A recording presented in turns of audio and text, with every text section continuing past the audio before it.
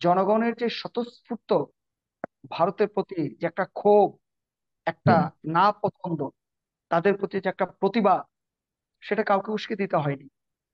শুধু কিছু কিছু দল বা কেউ কোনো মহল থেকে শুধু একটু বলেছে, সাথে সাথে কিন্তু আমাদের জনগণ তারা তাদের বিস্ফোরণ দেখিয়েছে, তাদের তাদের অসন্তুষ্টি তারা প্রকাশ করেছে, তাদের ক্ষোভ তারা প্রকাশ করেছে, তাদের রাগ তারা প্রকাশ করেছে।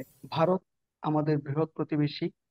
আজকে অত্যন্ত দুঃখ নিয়ে বলতে হয় যে আমরা যদি একটু ইউরোপীয় ইউনিয়নের দিকে তাকাই, ইউরোপীয় ইউনিয়নের যে দেশগুলো আছে তাদের মধ্যে যে আন্তঃসম্পর্ক, সেটা এত শ্রদ্ধা, আস্থার, ভালোবাসা, একজনের প্রতি আরেকজনের সম্মান এত প্রগাঢ়, এত প্রবল। এবং তাদের মধ্যে যে বাণিজ্যিক লেনদেন, তাদের মধ্যে যে দ্বিপাক্ষিক সম্পর্ক, এবং একই সাথে সামগ্রিকভাবে ইউরোপিয়ান ইউনিয়নভুক্ত দেশগুলোর মধ্যে যে ঐক্য, এবং যার যার জাতীয়তা, স্বাতন্ত্র্য, যার যার স্বাধীনতা, সার্বভৌমত্ব, অখণ্ডতা সুসংহত রেখে তারা যেভাবে বছরের পর বছর তাদের সবকিছু অত্যন্ত সুচারুরূপে সম্পন্ন করে ইউরোপিয়ান ইউনিয়নকে, আপনি ইউনিপোলার বলেন বা বাইপোলার বিশ্ব বলেন, এই বাস্তবতায় তারা যেভাবে ডমিনেট করছে, সেখানে অত্যন্ত দুঃখ নিয়ে বলতে হয় যে ভারত বাংলাদেশকে এখন যেভাবে ব্র্যান্ডিং করতে চাইছে, সেটা অত্যন্ত দুঃখজনক। এটা কূটনৈতিক প্রক্রিয়া কোন পর্যায়ে পরে ভারতের যারা নীতি নির্ধারক, তারা খুব ভালো বলতে পারবেন। এখানে বলতেই হয়, যেটা ডক্টর রহমান খান সাহেব বললেন, আমাকেও সে বিষয়টি বলতে হচ্ছে, যে ভারতের সাথে এই সার্ক দেশগুলো কার সম্পর্ক ভালো। আজকে ইউরোপিয়ান ইউনিয়ন যে পর্যায়ে আছে, সার্ক কি এরকম শক্তিশালী হতে পারতো না? ইউরোপীয় ইউনিয়নের দেশগুলোর একটা কমন মুদ্রা আছে, ইউরো। তারা কিন্তু ডলার পাউন্ডের চেয়ে কোনো অংশেই কম শক্তিশালী নয়। সারা বিশ্বে অত্যন্ত শক্তিশালী মুদ্রা ইউরো। আজকে তার যেই আদর্শ এবং উদ্দেশ্য নিয়ে যে লক্ষ্য নিয়ে যাত্রা শুরু করেছিল, তার কার্যত নিশ্চল হয়ে গিয়েছে। সার্কে সবকিছু আছে খাতা কলমে, কিন্তু স্যার ফাংশনাল না। এর দায়টা কার? কারা এর পিছনে সবচেয়ে বেশি দায়ী?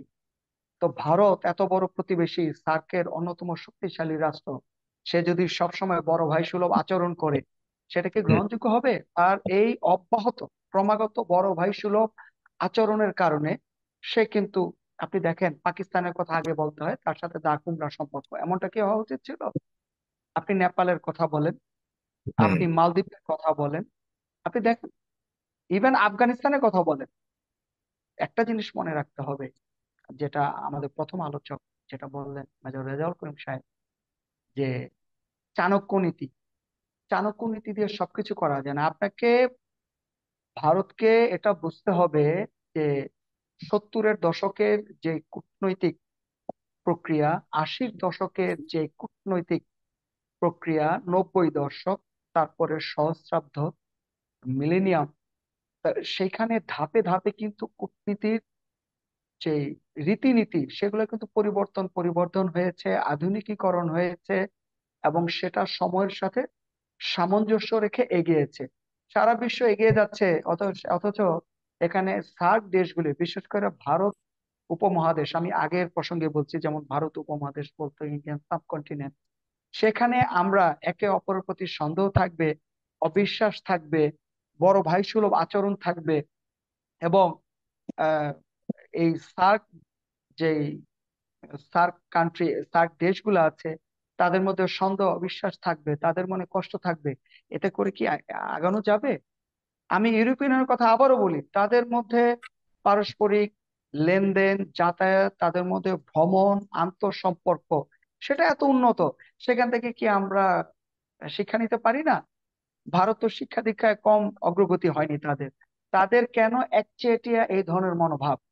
আজ দেশ স্বাধীন হয়েছে 53 বছর।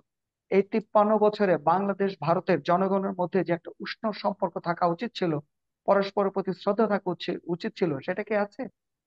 আপনি দেখেন জুলাই বিপ্লবের পরে জনগণের যে স্বতঃস্ফূর্ত ভারতের প্রতি যে একটা ক্ষোভ, একটা হুম। না পছন্দ, তাদের প্রতি যে একটা প্রতিভা, সেটা কাউকে উস্কে দিতে হয়নি।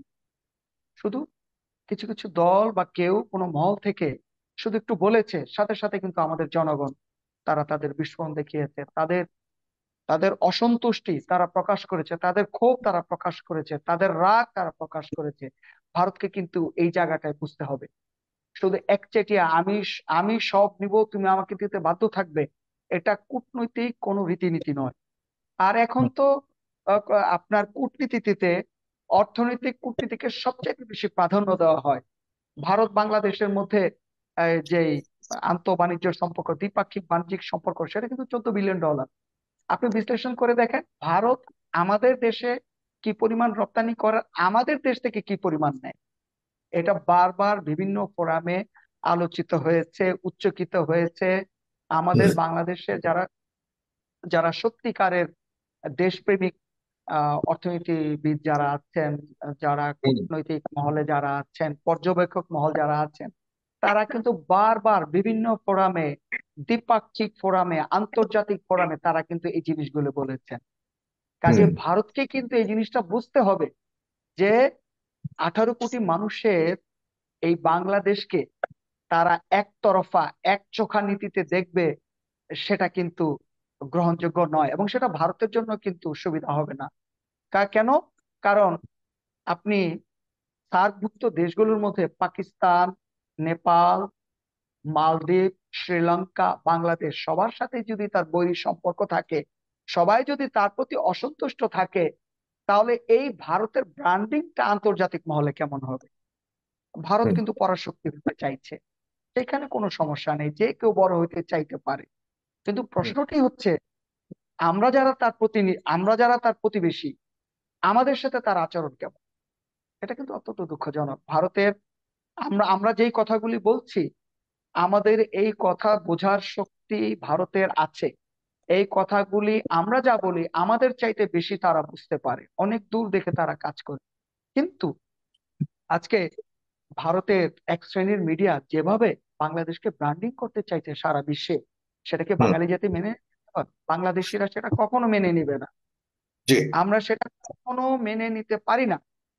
বাংলাদেশকে যেভাবে ধর্মীয় উস্কানি দেওয়া হচ্ছে, আমাদের বাংলাদেশের ইসলামী দলগুলি, রাজনৈতিক দলগুলি, এবং আমাদের 18 কোটি জনতা, তাদেরকে জাকের পার্টির পক্ষ থেকে ধন্যবাদ জানাবো যে তারা সেই উস্কানিতে তারা সেই উস্কানির ফাঁদে তারা পা দেয়নি।